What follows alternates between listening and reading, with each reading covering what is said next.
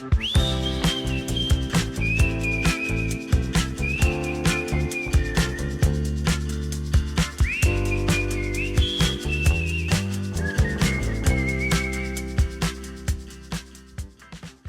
to The Great Exchange, a podcast about examining the lies that we believe and exchanging them for God's truth. I'm your host, Brady Cohn, and joining me today is our guest, Liz Davids. How are you today, Liz? I'm great, Brady. How are you? Good. So you are joining us from Lincoln, Nebraska, where it's like negative 12 degrees right now. Super chilly out here. Yes. Cool. Well, I'm so glad to have you on. We've been planning this for a while, and today we are going to talk about advocating for our children. And I've been wanting to have someone on for quite a while who talks about advocating for our children, how we can get involved, what we should do.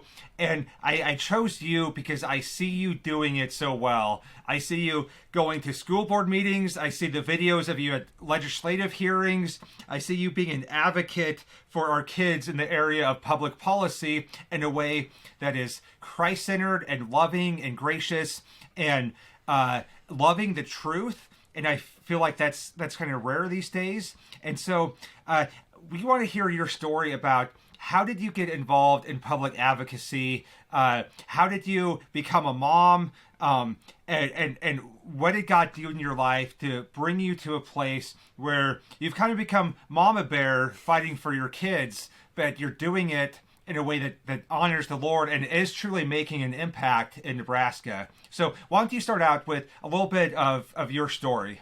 Brady, thank you so much. That introduction is just such a huge compliment. Knowing your story, knowing how you've walked and how you've lived and how you've walked now with Christ, it's a huge compliment. So thank you for the honor of being here and talking with you about this.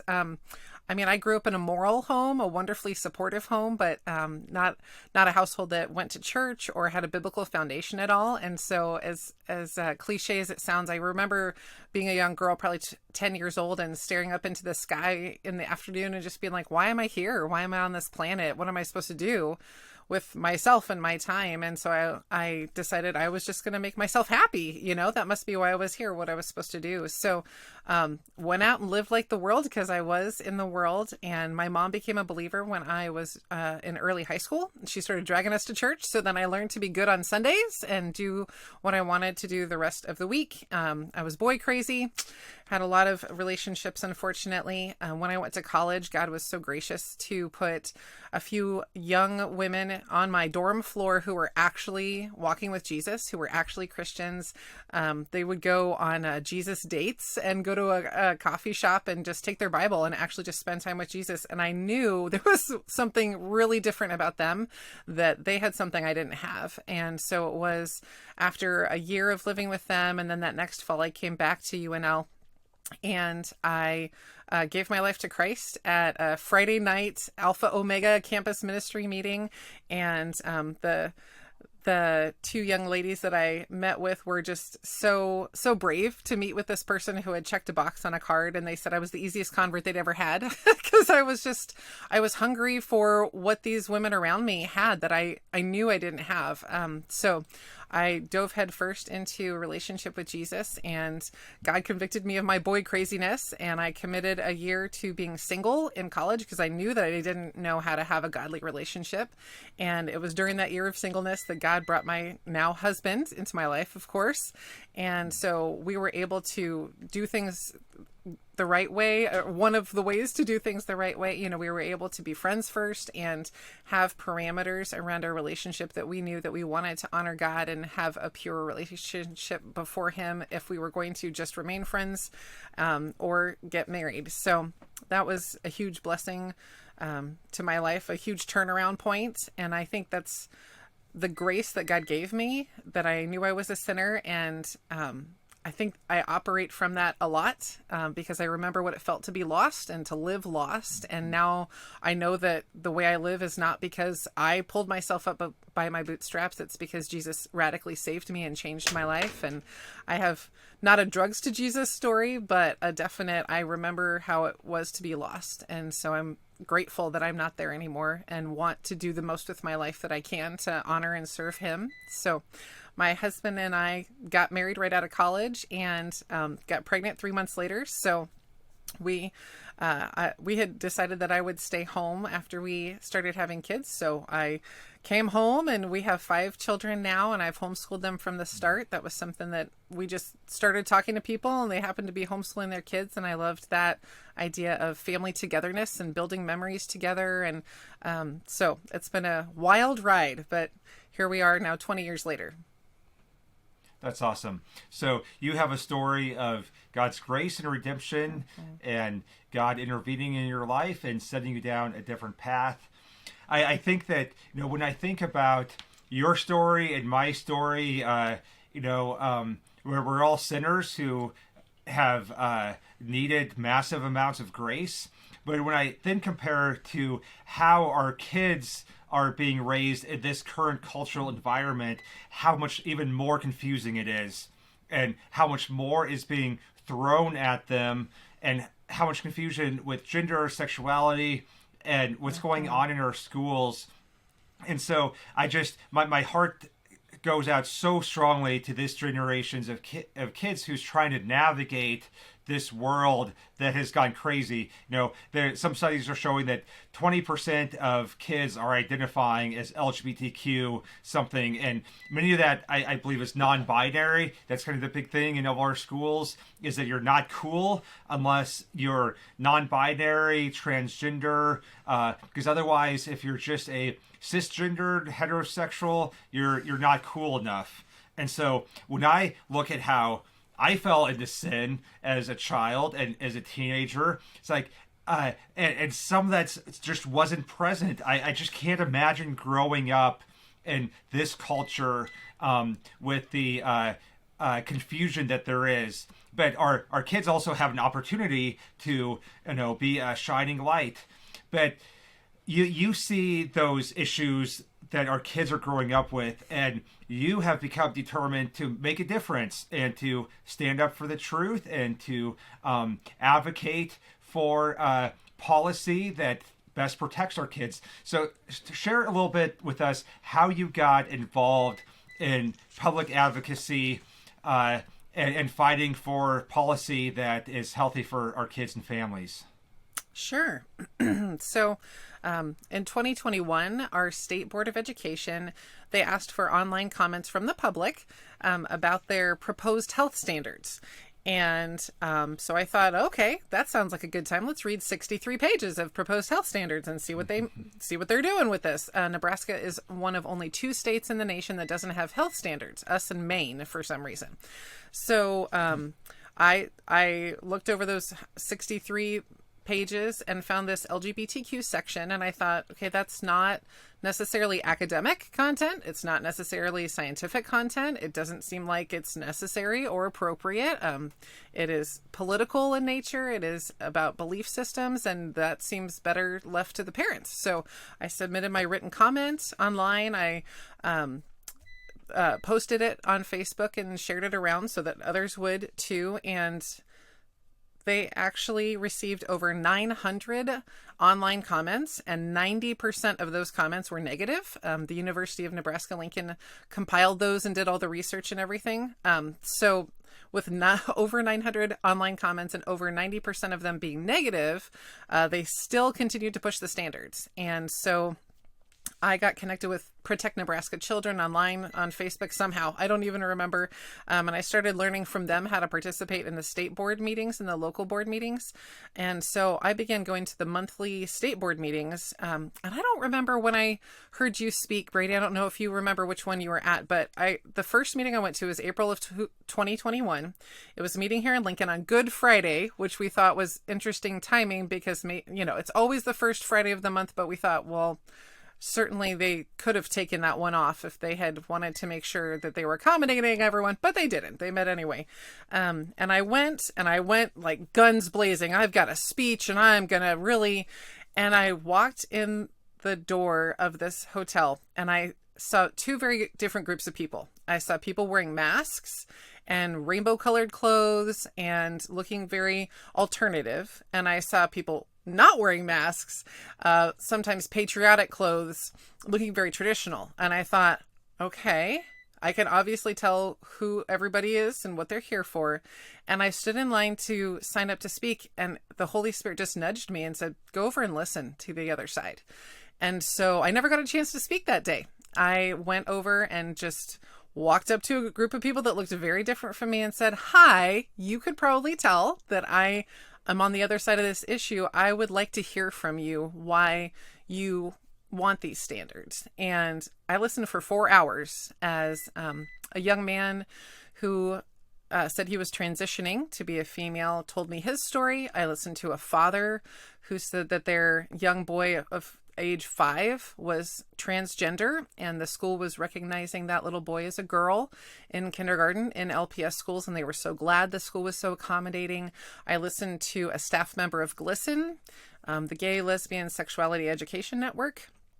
So it was very enlightening. I just really feel like there's a lot of people that are polarized, and so I felt like my job that day was to be a bridge and to show that I was willing to listen, that somebody on our side was willing to listen, somebody on our side was willing to have a conversation, and to see if we could come to middle of the ground solutions. And I don't know that we did, and I certainly know that some of them were not at all interested in, hearing my side or wanting I think that find the middle ground. I think that what God did in your heart that day was show you that we should listen, not to just respond, but we should listen to understand.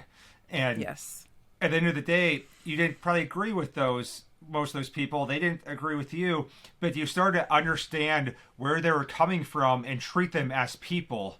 Right. And not just a political enemy or an adversary, but you start to see them as people. And I think that's a big posture shift that would be beneficial to these public conversations that we're having if we actually listen to understand and treat people as people.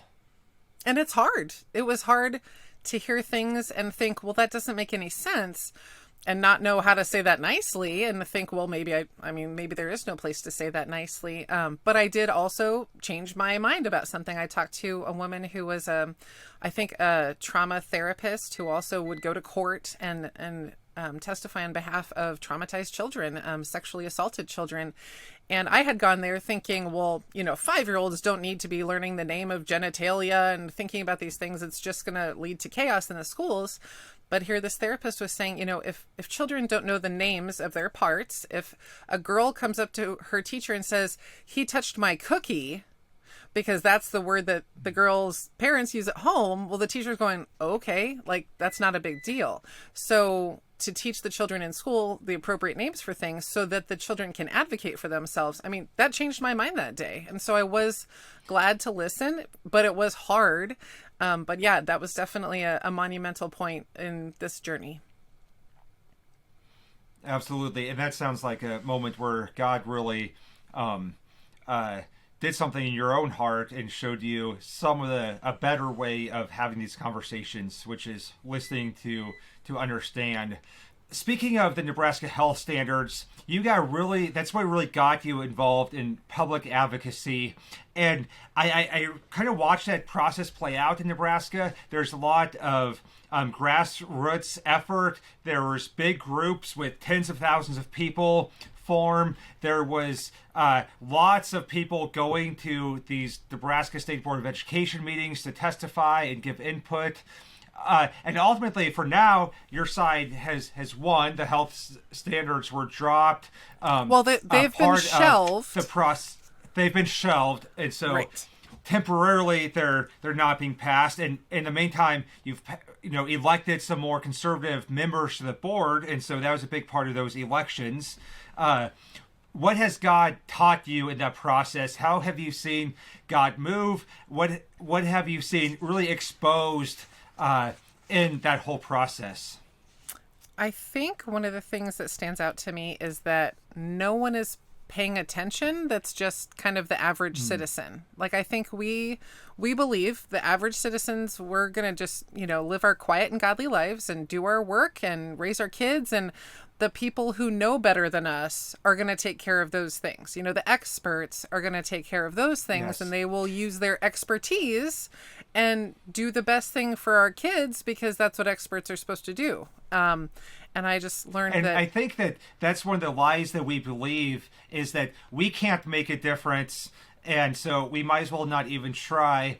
Then what the other side is saying is that, well, this is what the experts say, but many times those experts are actually, driven by ideology and not by actual science and actual facts. But we just And often by hand these profit. big topics off to the experts. And by profit, absolutely. Yes, and that's definitely, that came out in the Nebraska State Board members. The person who was digging her heels in the most is closely connected to Planned Parenthood and wanted lots of Planned Parenthood people on the committee that created the health standards. Lots of Nebraskans from all across the state felt like it was a very biased committee, that the reasonable people, the experts in healthcare and the experts in child psychology, were not taken as seriously as some of the more political ideologies. And so definitely there was a lot of awareness. I feel like I've just become so much more aware, and then it's my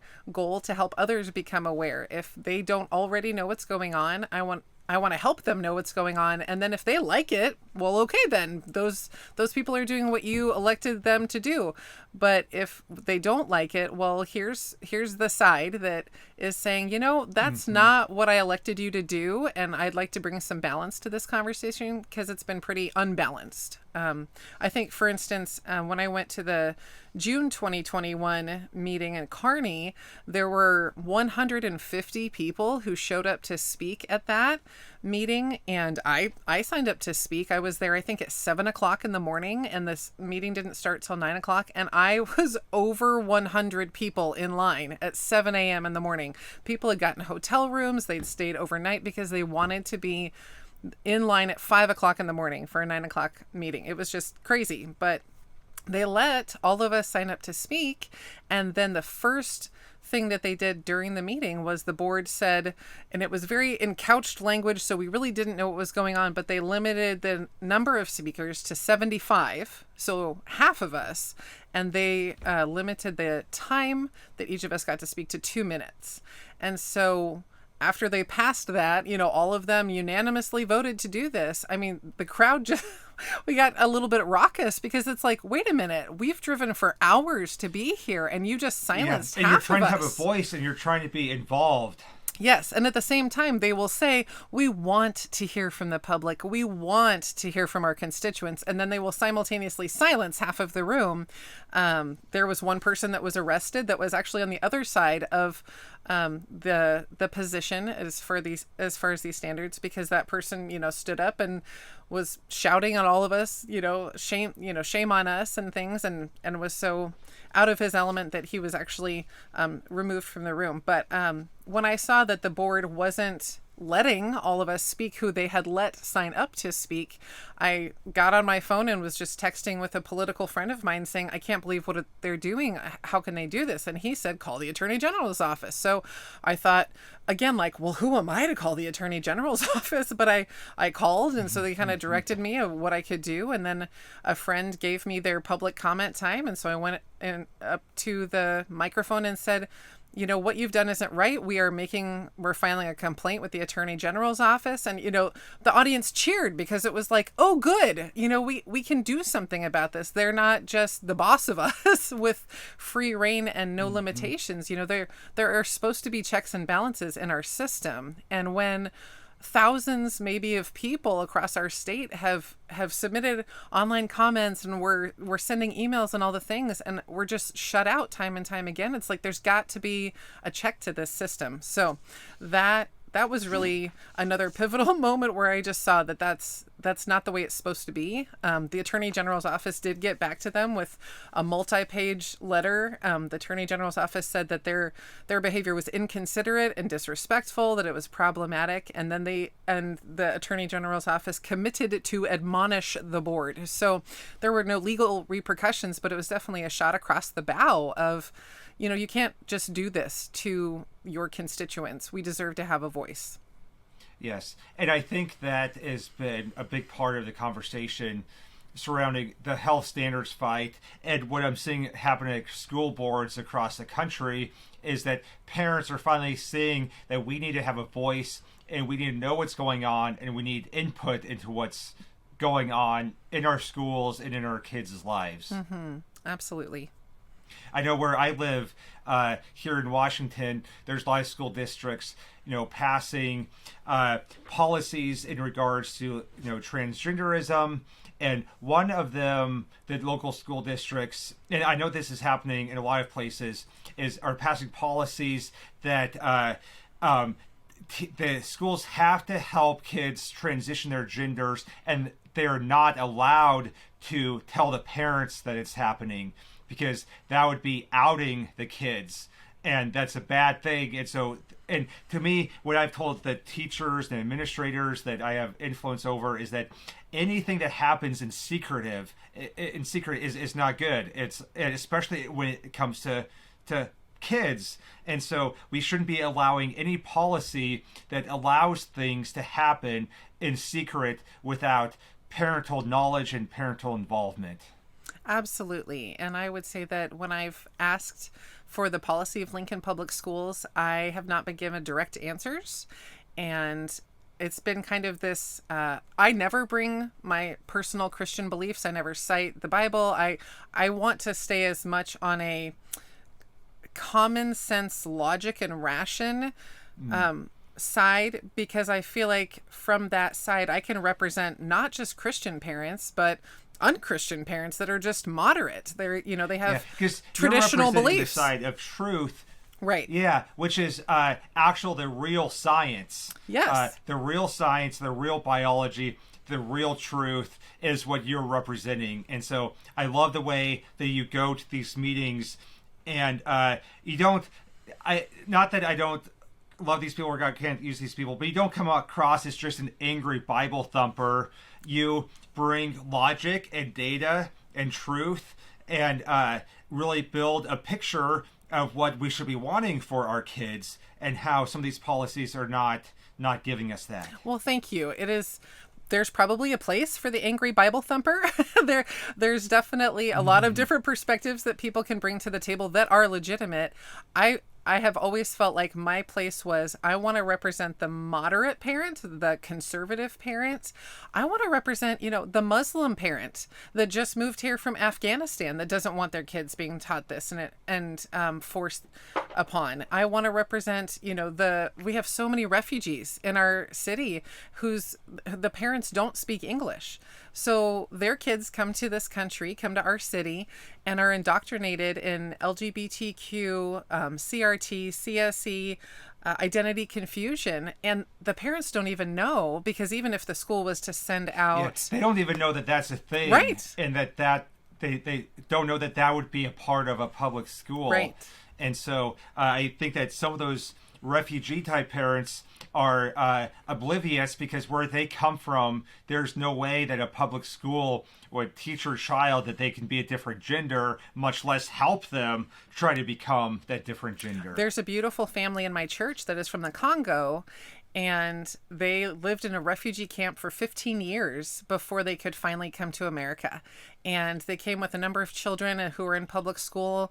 And one of the first interactions I had with the father, who was a pastor in his native country, I said, now you realize what they're teaching at school, these LGBTQ. And he said, in my country, that's illegal. Like, we would never allow people to do that, let alone teach our children.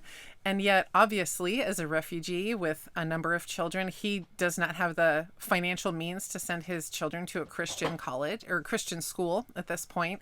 So that, again, what can I do? How can I help? And I think that's also what led me to desire school choice legislation to be passed. And I'm very, very excited about the tax credit legislation that just made it out of committee this week. So I've got good hopes. Tell us a little bit about that, Liz. That's one of the issues that is being debated right now in Nebraska and all over really the country in a lot of states, is this issue of school choice, and that tax dollars should fund students and not school districts or not systems.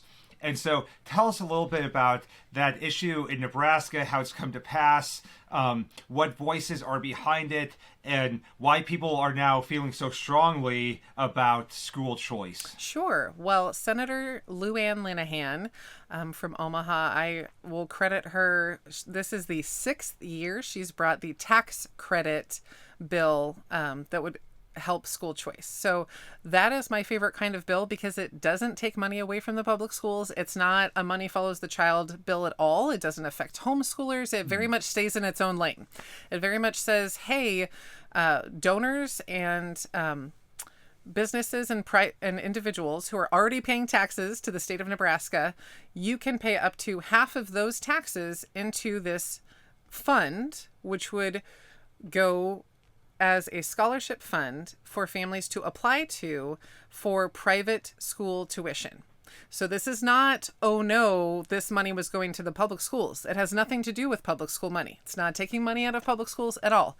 It's also not affecting micro schools or homeschools or things that are not accredited and approved by the state. It's only for accredited, approved private school tuition. So all the standards are there, all of the boundaries are there, all of the accountability is there. It's simply, Cabela's or Warren Buffett. You're already paying tons of money in taxes to our state. Would you like to pay up to half of those taxes to this fund? And then you get to be the hero of your community. You get to be the person that made it possible. Warren Buffett wouldn't do it, but you get to be the person or the business that makes it possible for these families who long for their children to go to a private school, maybe a Christian school, but maybe just a private school. And, maybe the public school that their kids are zoned for, it's not meeting their needs for one reason or another. And they long for a private school tuition for their kids, but they don't have $7,000 per child per year to fund those private school education. And so this tax credit bill, I feel like, is the ideal. And I'm so glad this is the 6th year she's presented it. It's the first year it's ever gotten out of committee. So I'm glad that all 49 senators will get to debate it on the floor of the legislature. And there's so many myths about school choice. That is only one of many different kinds of ways that school choice can be done. But I feel like that is the one that best stays in its lane, as well as Suzanne Geist's bill about parents being able to use their own money that they've saved in their 529 account, which is typically used for college. And it would just give those parents or those grandparents access to their own money to use for private school tuition. Again, it stays in its own lane. It's just their own money that they've already been saving. It's not taking money away from public schools at all. However, just the teachers unions are in complete control when it comes to K through 12 education, especially here in Nebraska. And, that's a really good point about the school choice initiative, because I think that one of the misconceptions is that we are completely anti-public school and we want public schools to fail. But you're showing that you actually want all schools to succeed, and you want all schools, whether it's homeschool, private school, public school, to be a place where kids thrive. And so I think that's an important message, that we want all schools to thrive. And that's why you go and you fight for the correct policies that's going to protect kids in public schools, even though that's not where your kids are at, and you encourage other parents to do so. So some of those policies are the sex education, CRT. How are you seeing those conversations playing out in your circles and now in the public sphere, and how have you been able to be a part of those conversations?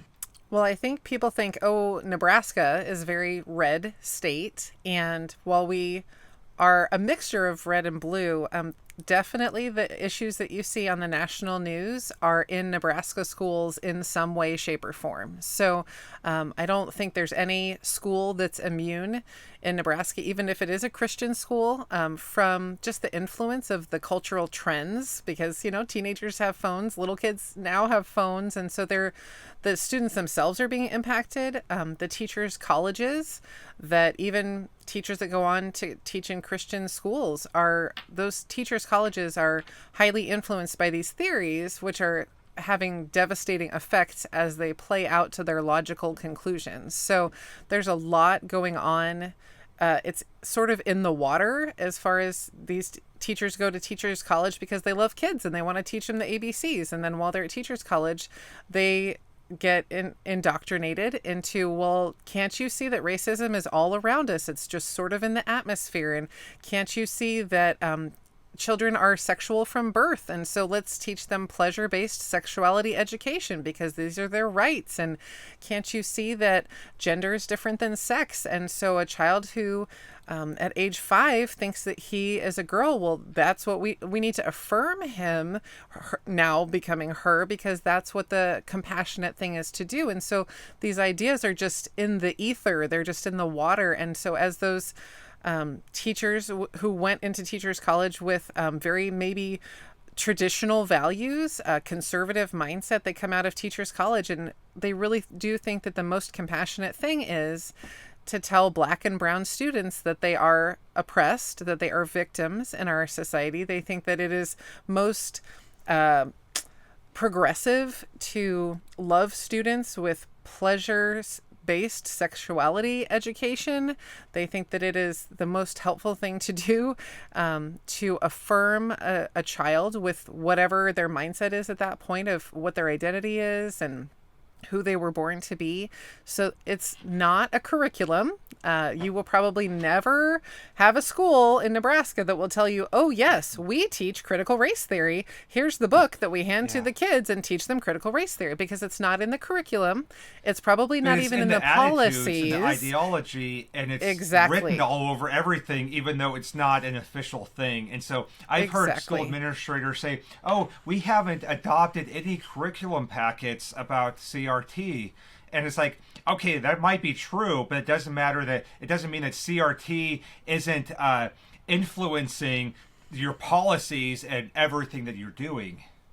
100%. I think it was last year's LPS Teacher of the Year. They did a beautiful video montage of her teaching her class and just being this warm, wonderful, welcoming lady. And she probably is all those things. And then right towards the end, a little Black or brown boy came and turned in his paper to her. I think it's 5th grade. And she looked up at him and she said, yeah, we still have a long way to go in, racial equality, don't we?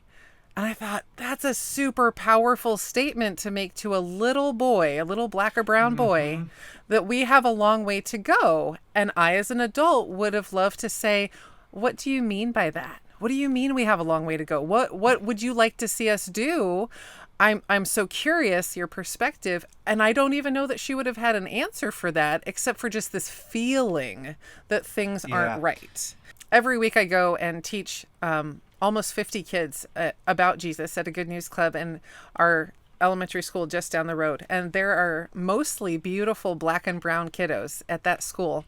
And so it's really personal for me. I think of their names. I think of their faces. When I think, if you would tell this super smart little boy that I'm thinking of that he's a victim and he believed you, what would his life turn out like? When here I am telling him God made him for a purpose, and God is going to get him through hard things, and God is going to give him, a life that's going to be amazing when he gives his life to Jesus. And it's just such a different message. And so it really is personal. My kids aren't in those schools. I feel like my kids are safe, but 42,000 kids at Lincoln Public Schools are not necessarily. And over 300,000 children are in the public school system in Nebraska. And so I want all of those kids just as safe as my kids are. Absolutely. And so I see over and over again what critical theory is doing, whether it's applied to race or to sexuality, is it always pits people against one another. And it divides people instead of bring them together as a human race. And so it's tragic in what that ideology is doing. But you make such a great point in that um, it's happening in all of our schools because that's what teachers are being taught to do at their universities. And so even if there's not curriculum named that, even if there's not policy named that, it's bleeding into the ideology of the policies and the culture of our schools. So we need to be aware of that, and we need to understand what's going on in our schools.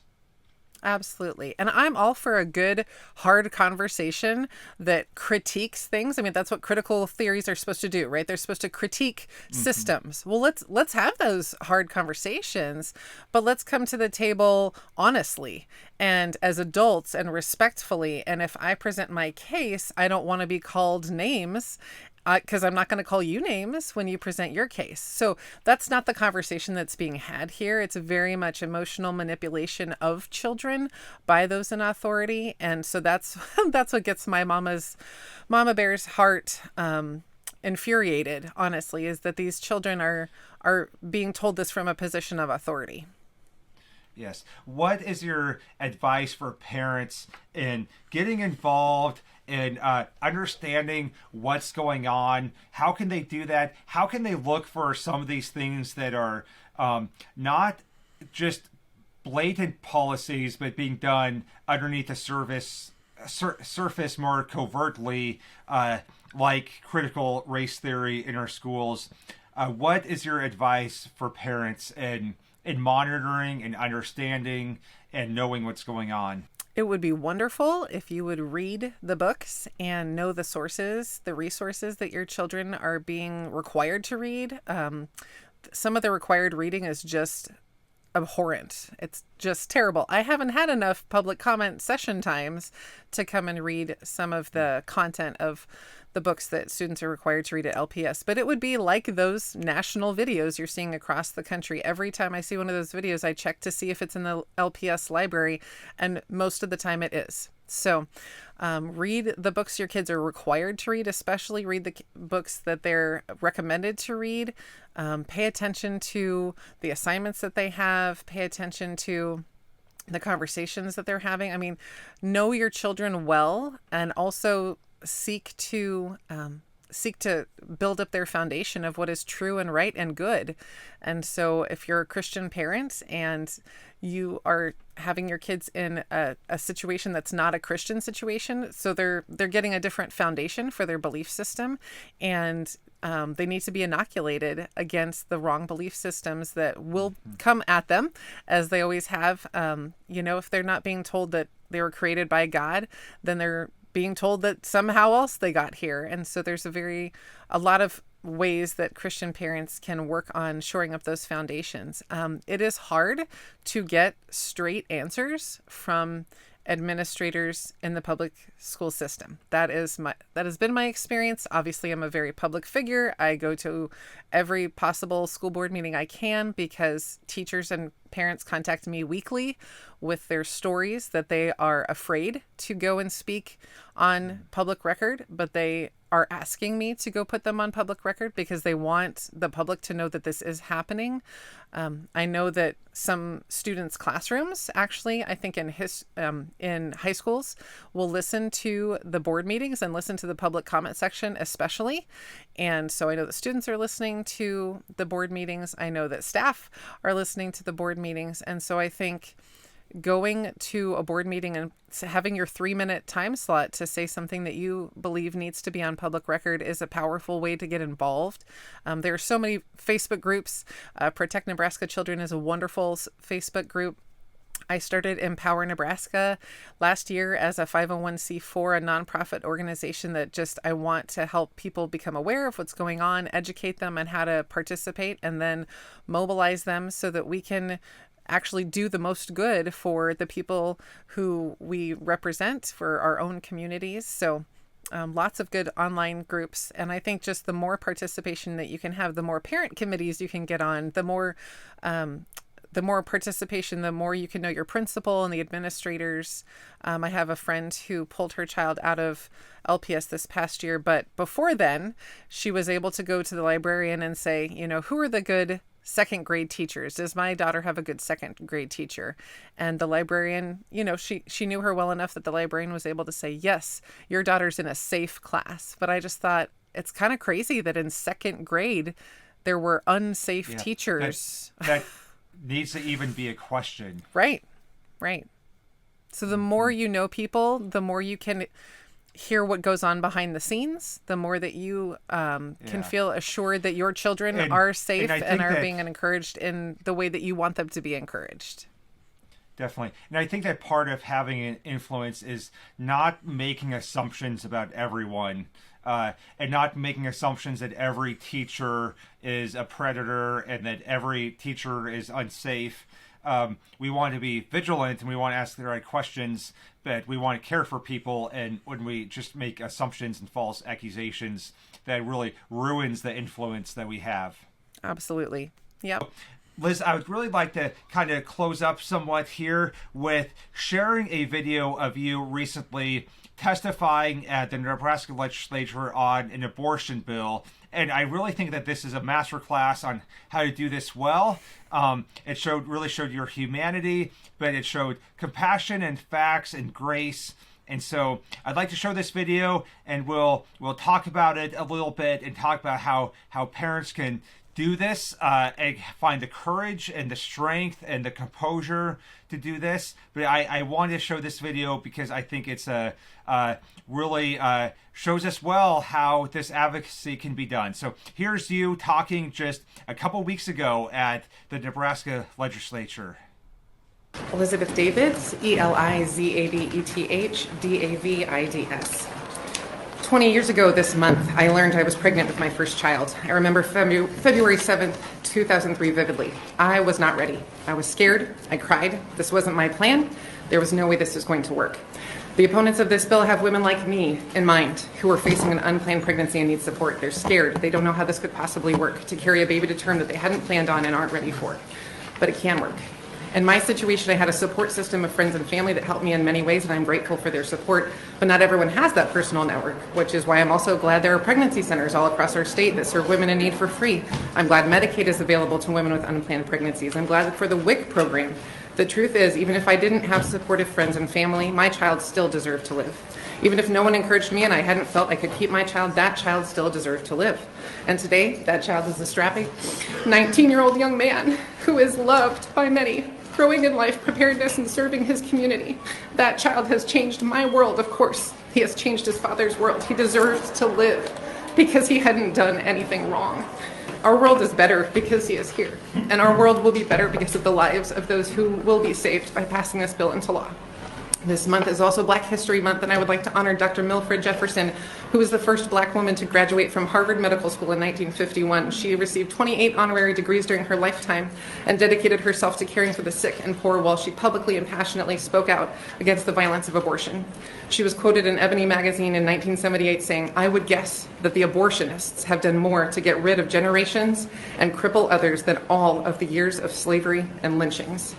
And again in 1978, she spoke these words in a public speech.